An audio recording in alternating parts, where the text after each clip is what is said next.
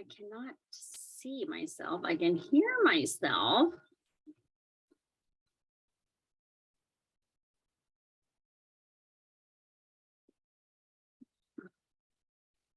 If you're here, say hi. Let me know you're here. Let me know I'm here. Okay, let's see. It's not working. There it is. Okay. Hi there. I'm here. I just ate chocolate, and you can totally tell. So hello, happy Tuesday. Coming in hot with another training.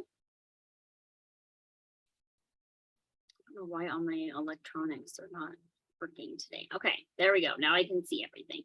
So if you're here, say hi, leave me an emoji, let me know you're listening. If you watch the replay, same thing. If any questions come up, you can always send me a DM if you don't want to put it in the comments. But I love to know who is here, who is tuning in. I love chatting with all of you. So let's get going. Today, I really want to talk about one thing that makes military life easier. Like, no matter where you're stationed, no matter what kind of season you're in, whether it's a challenging one, whether it's it just doesn't matter. This is the one thing that I really find makes military life easier, and there are going to be so many nuances underneath this that I want to talk about. So the one thing that I have found really makes military life easier is friends, having friends, and or some sort of support. And I think that you're probably like, okay, yeah, sure, fine, okay, that's great. I already knew that. Let's go find something else that will help. But seriously, like when you think about this crazy life that we're doing, it's just so hard, and there are just so many things that you really need friends for. And I have been doing this long enough, not only as a psychologist and a coach, but as just a person. And I know that there are so many things in military life and just life in general that gets in the way from having the type of friends that would actually make things easier. And I know that there are so many things that just get in the way overall. And I just want to talk about some of those things, because it's one thing to know, like, okay, I need some good friends to get me through this. Or I have good friends already, but are you using them? And are you not using them, like using them, but like, are you utilizing that support to its max benefit? And are you really like taking advantage of all the great things that having good friends can have and supporting one another? And so that's what I want to talk about today.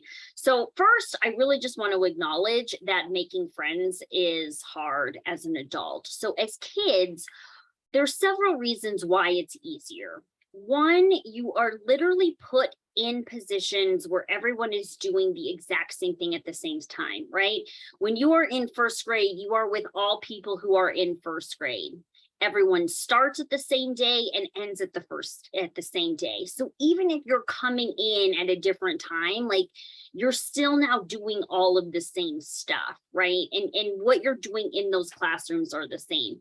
If you're playing sports, same sort of thing. Practice starts at this time, ends at this time, and all of that. If you're doing clubs, same thing, right? And so there are just so many of these instances where there are just naturally ways to make friends. And that is one thing as a kid that's really nice. You have school, you have these built-in things. And as adults, we don't always have that same sort of built-in And even if we do, we don't get them that start and stop, right? So if you have a job, you don't start at the same day as everybody else. And we certainly don't, we're leaving and all of this stuff. So that is a difference that comes from being friends. Because so say I am starting at a job and all of these people are friends already. I know I experience this every single time we are stationed in San Diego, is that everyone seems to always have like their network of friends already, right? And so it's hard to like, it's not like they don't want to be friends with me, but like they already have their routines in place, right? They maybe already have the text chain going. They already have the times that they see each other. They already know each other's routines. It's just they're not always thinking about this new person because it's already working what they're doing. And so this is where as an adult, it is very hard. The other thing that's harder about making friends than as kids is adults are way more in our head about it. We are way more judgmental of ourselves. We are way more worried about outcomes.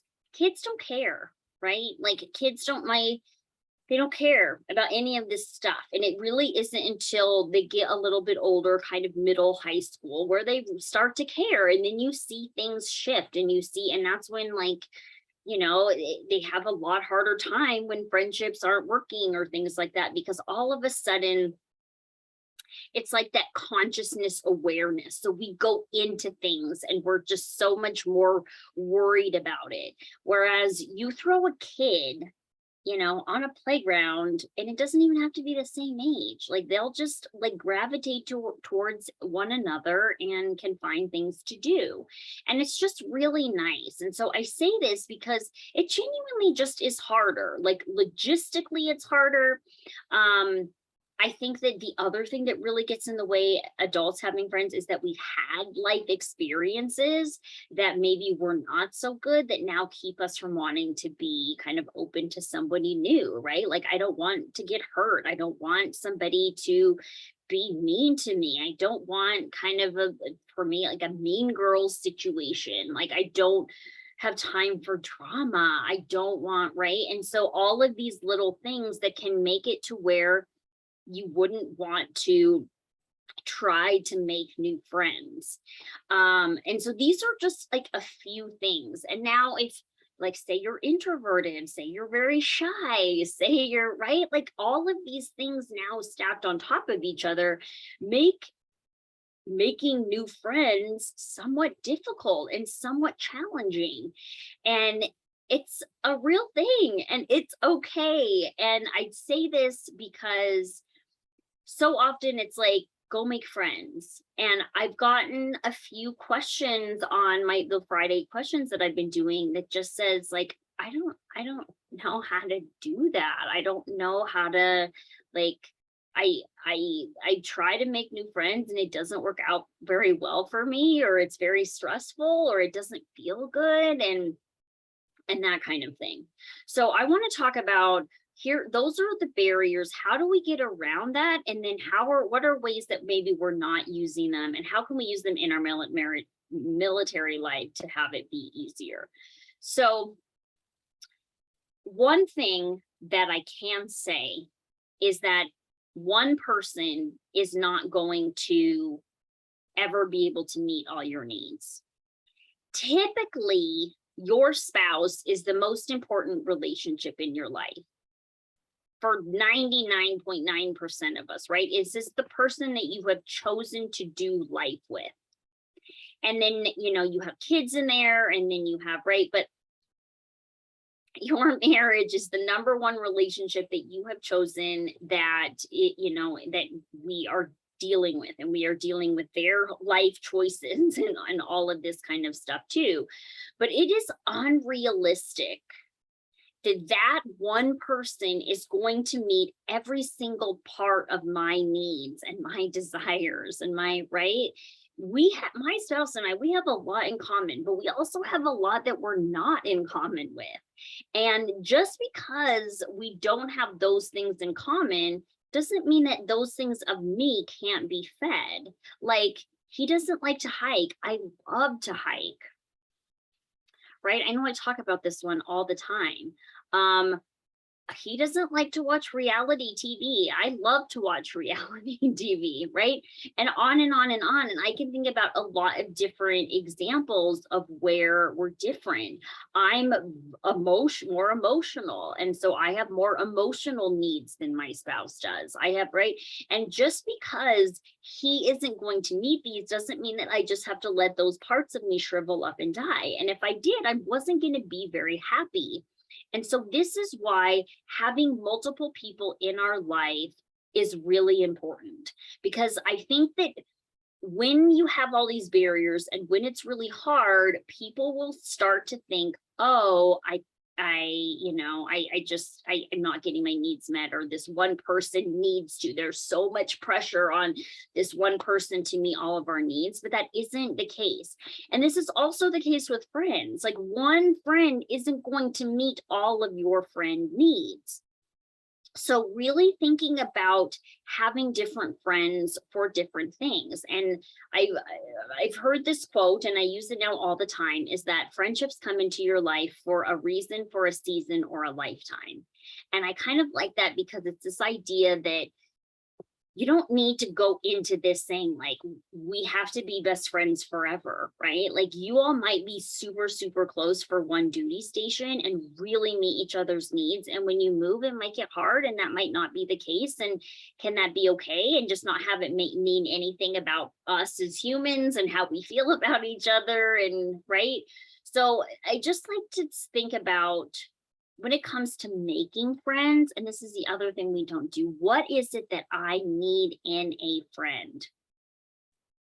So this is going to be different for everybody. I want somebody that's going to be really reliable. I want somebody that's going to have fun with me. I want somebody that's going to be right. Like, what are you looking for, or what would feel good to have as a friend? I want a friend who's not dramatic. I want a friend who, or I want a friend that we just can vent to each other, or right.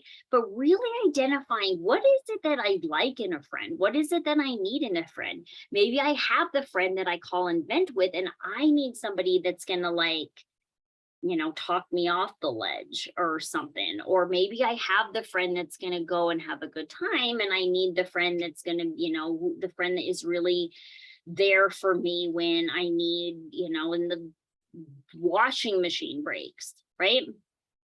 And so this is where things get really different, is that I have the friend, if I have a military question, this is the person that I call.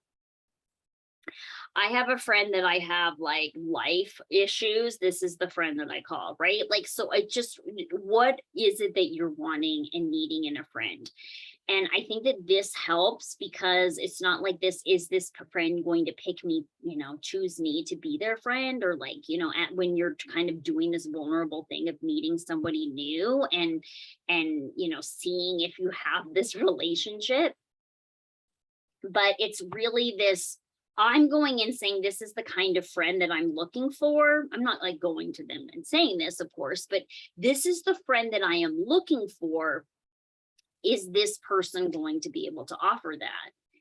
And it's not just me, are they going to pick me? It's me really deciding, is this person going to be what I need in my life? If I'm saying that I want someone that is not going to bring drama, and I'm around somebody that's starting to feel like a lot of drama, that probably isn't somebody that I need to continue moving forward with and putting effort into, right? So really identifying what it is that you want in a friend. What is it that would feel good? Again, maybe it's just somebody who wants to go out to dinners and try new places. Maybe it's somebody that's going to, has sort of an adventurous, and I want to get out and explore my new duty station, whatever it may be. But really figuring out what that is will also help. Also thinking about what you don't want in a friend. And then now you can kind of move forward and set expectations, because just like our marriages where we have to kind of pour into them to get things out, you have to pour into your friendships too. And it's going to be different for everyone. There are friends that I don't talk to very much at all, but when we do, it's wonderful. When we see each other, it's like no time has passed. And then there's friends that, I put in a little bit, much more regularly, and that needs to happen. And so I think that there's also that is recognizing like what do I need to do to continue to fuel or to grow this friendship? What is the minimum? And then there's that is this something that I can do? If this is somebody who needs a lot, and like right now I don't have a lot else to give, like myself, let alone to friends, so that might be something that I need to have a conversation with about, right? But so that's a whole other issue. But what I like about this is it kind of, again, it puts me in control, and it makes me really intentional about who I'm letting in my life and why I'm letting them in my life. And the next part I want to really talk about is, am I accepting the support that these friendships can give? And am I even giving myself the opportunity? So I'm going to give some examples of this, because we are so good at wanting to like be there for other people and be there for your friends. And right, if you like think about it, one of your friends comes to you with something, like I'm sure you're going to listen to them. I'm sure you're going to, right, like you'll do whatever it is that you do that helps. And at not one point are you, saying like, you are too much, I don't have time for you. Now, like maybe that is a friend, like you have said that before, right? But for the most part, when a friend comes to you and it's a normal circumstance and they're not like abusing that, like it feels really good to be there for them, right? Yeah, like I love being there for my friends. I love when I have the opportunity to support them. However, when it comes to us being the one that is supported, we make up all of these reasons about why we shouldn't bring it up. Like, oh, they're really busy. They don't have time. Like, I don't want to burden them. I don't, I don't want to put something else on their plate. Right? Like, so even though they're there and they want to be there and they want to support us, we don't ask. And maybe we've asked in the past, but we didn't get like the result that we wanted. And so then we just don't do it. When really, maybe we didn't ask for it as clearly as we need to, or maybe we didn't, say it in a way where they could do it, or right, like, or we were wanting something really specific and that they provided it in a different way. And I'll give some more examples about this. But I think that there's actually this whole study in psychology called altruism. And what it is it's an actual research documented thing that shows that we feel good when we are able to care for somebody else. And this is definitely the case with our friends. And so, for whatever reason, when it comes to letting other people have that same altruism feeling that it makes us feel good, it gives you really happy hormones in your, neurotransmitters in your head, and you feel really good. We don't do it. I don't want to be a burden. I don't want to be this, that, and the other. And really what you're doing is you're not allowing them to have that good feeling of being able to support you. I always think it's a good idea to say, like, am I overly dumping, right? Like, I want to know, like, is it mutual? Is it they're there for me, but then I also get to be there for them? So I think I want to make sure that it's not one-sided, but we also have to make sure that we're actually reaching out for help, that we're actually, what I say is people are really good at knowing what they need if they actually listen to it. So like if I am too overwhelmed to be able to do something in that moment, like trust me that I can say that. But if I don't know that like I might totally be able to help you with exactly what you need, but if you don't tell me, you're not even giving me the chance to make that educated decision for myself. I'll give you an example of a friend of mine who a really good friend of mine who was pregnant, and she didn't tell me for a really long time because she was worried I had had some miscarriages and she was worried that it would make me upset. But then I didn't find out until she was in the third trimester. And it really sort of hurt my feelings because she didn't trust me with my own feelings and she didn't trust me with my own way of managing that.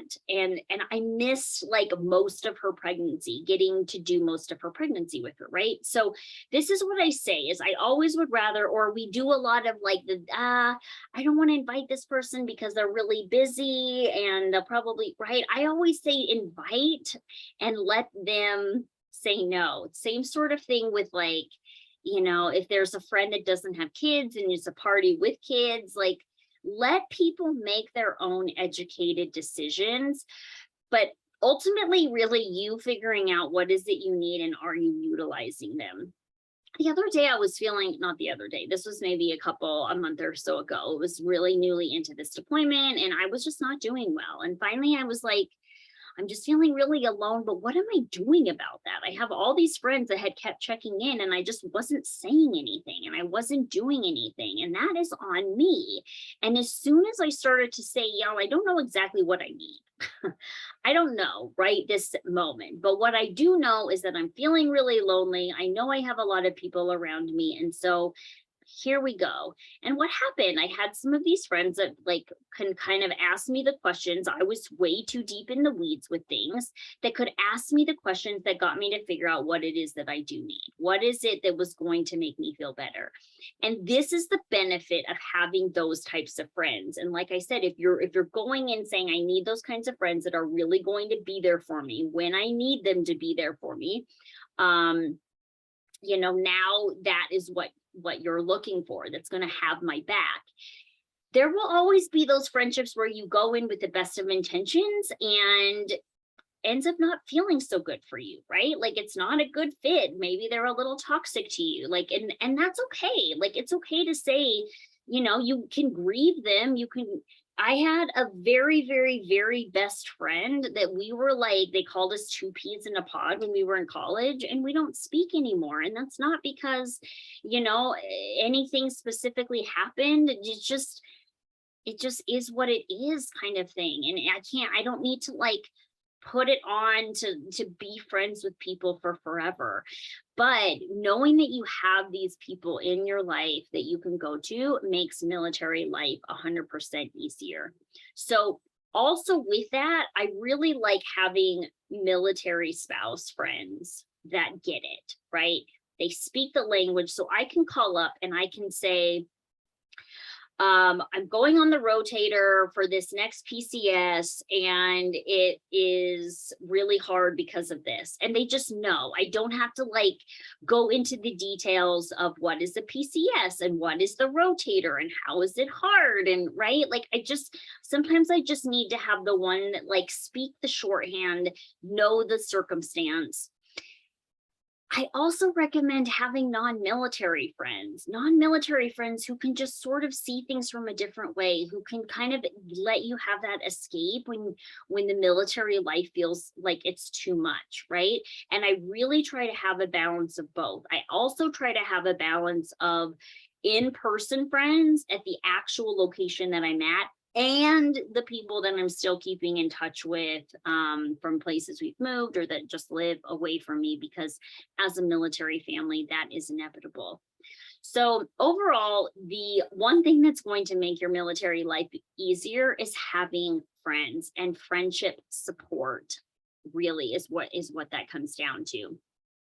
And support can look a number of different ways, right? It can be the person you're having fun with. It can be the person that is listening to you, the person who's hugging you when you're crying, the person that goes and picks up, Band-Aids because so there's all different kinds, and they might be the same person. It might be different people, but make sure you have all of what you need in there. Make sure you're really thinking about what kind of friend you want when you're making new friends so that that you can really get and make sure that that's what you're bringing into your life. Like if I'm wanting somebody who's not dramatic, but now I'm continually hanging out with somebody who tends to be very dramatic, right? Like it's just there's now a mismatch there, and I'm going to be left disappointed and frustrated. But yet, if I would have gone in and said, oh, no, that red flag, we're going to turn and go somewhere else, that would have been a lot easier. Making sure that we are actually utilizing our friendships when we need them, not just, when they need us or when it's fun, but that we're actually utilizing and we're letting them be a friend to us is really important. I find that people are not quite as good at this, myself included at times. And then being really specific with what you need too. Like, don't expect them, just like with your spouse, don't expect them just to know and don't expect them just to be there. If I'm feeling lonely and I know what I need, then I need to say that. If I'm feeling lonely and I don't know what I need, I'm going to say, I don't know what I need. And as they say things, I need to be able to say, no, that's not what I need, right? This is actually what I need, because that's what makes this feel better. We cannot do this life on our own. You just can't. It is too much. It is too many things. There is too much to balance. And so you have to have those quality friendships. And in order to have those quality friendships, you have to make sure that you're doing the work to have, just like with your marriage, a little bit of work. And the nice thing is this work, because it's something that's good, right? It's for a important relationship in your life. So I would love for you to put in the comments what your kind of best tip with friendships and making new friends, or just any sort of friend advice that we can all use. And I can't wait to hear what you have to say. I hope that this was helpful. Again, any questions, let me know. And I think that's it for me. So we will see you next week with something new. Bye, y'all. Take good care of yourself.